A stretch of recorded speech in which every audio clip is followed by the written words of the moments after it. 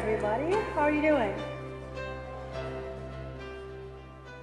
Okay, how many of you guys enjoyed stories as a child?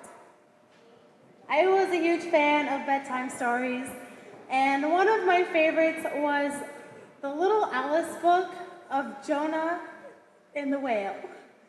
And I remember we have a video of me sitting on our bed, my sister and I shared a bed, and my mom sitting there reading our book for us, and we have it open and her arms around me because I was little and she could read around me. And she would flip open the book, and every time there was a picture of Jonah on the page, I got so excited. I'd be like, Mom, look, there's Jonah. That's Jonah. And I love the story of Jonah. I don't know, something about being in a whale's belly for 3 days was pretty awesome. But as I grew older and really learned the true story of Jonah, I kind of started disliking the story of Jonah. And, I mean, he was complaining, he was wanting people to be killed, he didn't want them around. But now I've come to kind of see Jonah in a new light.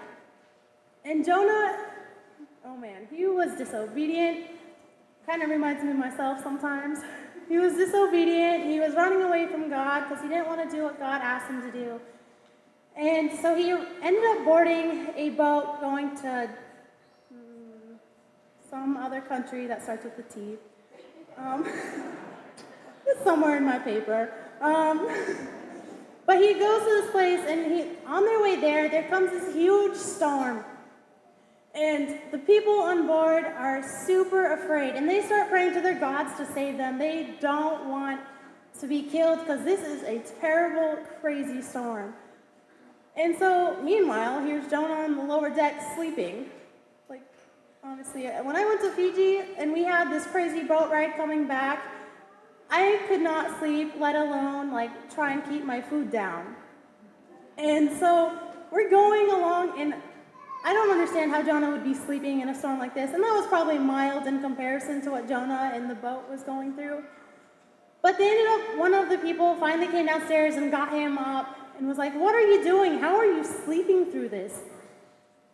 And so he comes up, and they're like, start talking about what's going on, and they're casting lots, and finally the lot falls on Jonah, and he is chosen to be like the person that needs to take responsibility for everything.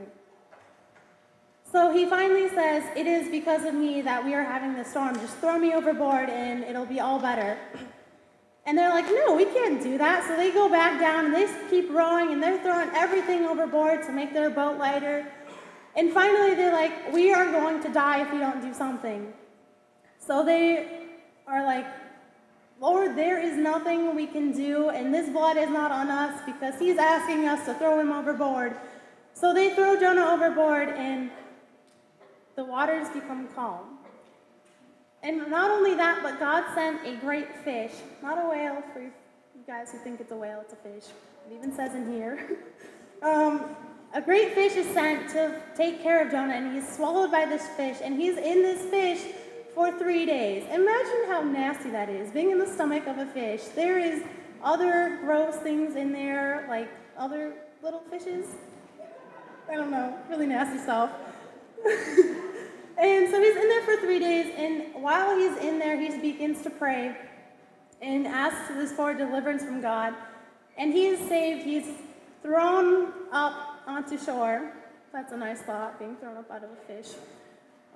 And then he goes to Nineveh and preaches there.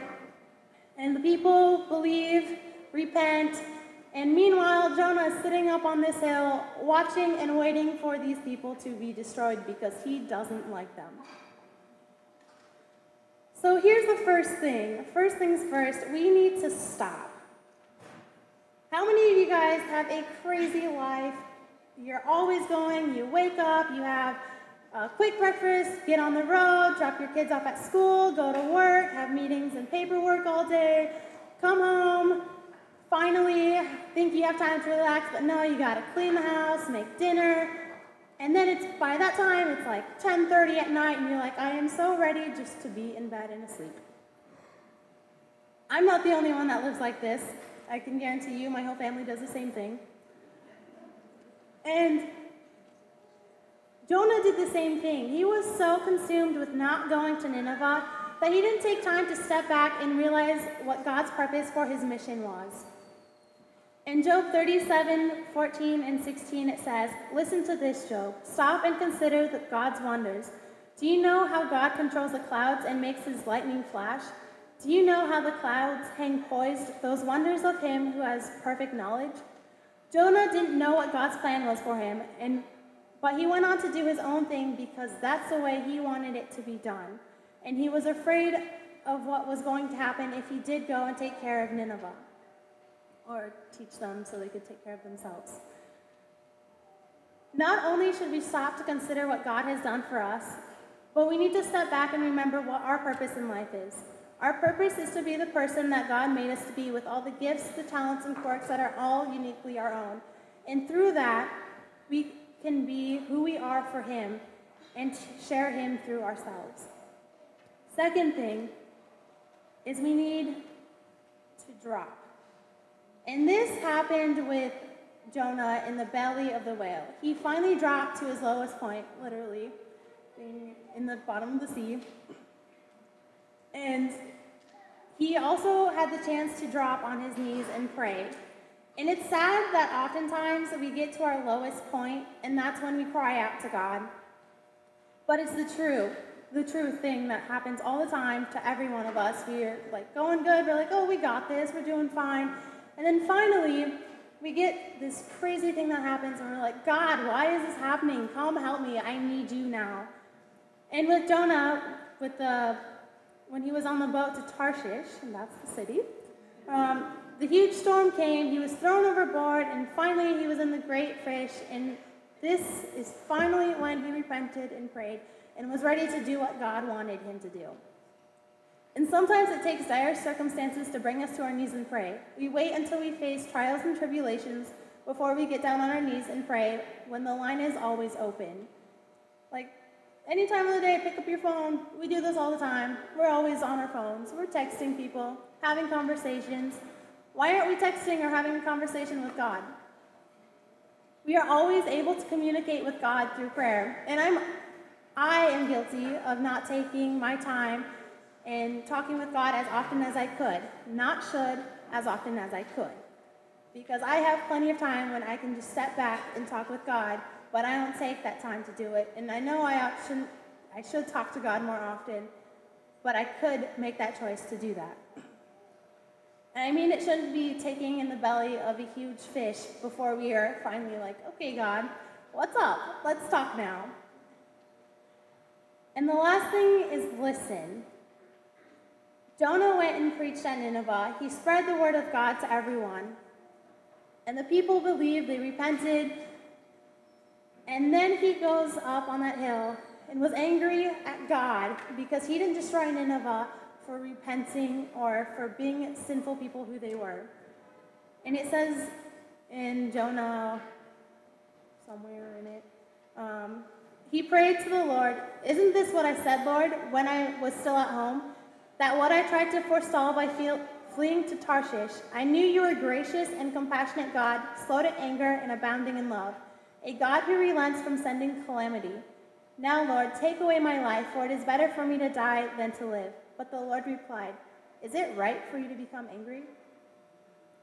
And we do this all the time. We are like, we want revenge, and we want people to be even with us. Like, and that's all part of being forgiven, is not giving up your right to be even with those people that have harmed you or injured you in the past.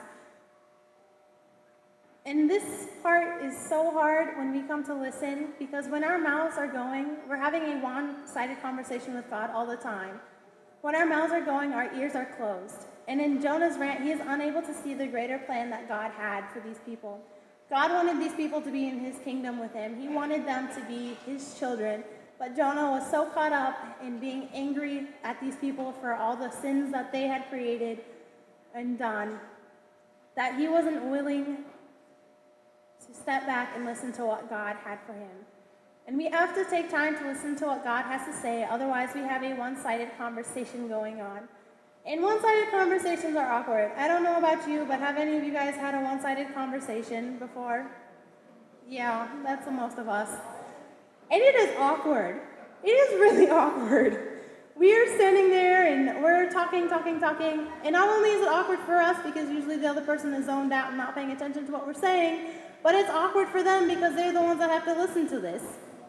They're listening to us go on and on and on. And it's boring. It is so boring. We're sitting there and we're like, can this person just shut up already? Come on. We don't want to listen to them talk forever. And so it's time we let God have a word in our conversation. So all these go together. We have to stop, drop, and listen. So we can have our conversation with God, but also have a flowing conversation with God where we can hear from Him. And we need to stop and actually take time to put God into our lives. The reason I haven't liked the story of Jonah is because I'm reminded of how much I am just like Jonah. I want to go my own way, and I don't want to stop and pray or take time out of my busy schedule to listen to God.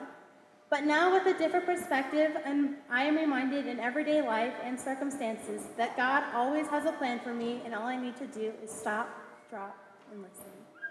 For I know the plans I have for you, declares the Lord, plans to prosper you and not to harm you, plans to give you hope in the future. And that's what this weekend is all about.